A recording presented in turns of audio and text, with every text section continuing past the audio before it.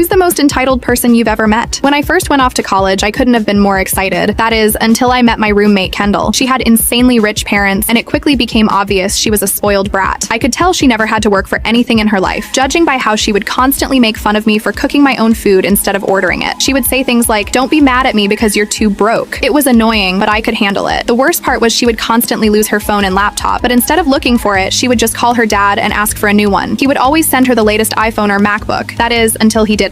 I remember she lost her phone while partying the night before and asked to borrow mine to call her dad, but this time he said no, and as soon as he said that, she exploded. She started crying, but he didn't budge. And after that didn't work, she quickly turned to cussing him out. That's where he drew the line and told her she wasn't getting a new phone, and for using those words, her allowance was being cut off. Upon hearing this, her face went pale and she broke down. I moved out soon after that and didn't see her for a few months until I heard she was working at McDonald's. I went, and it was true. After that, I continued going there every week just to see her face the real world.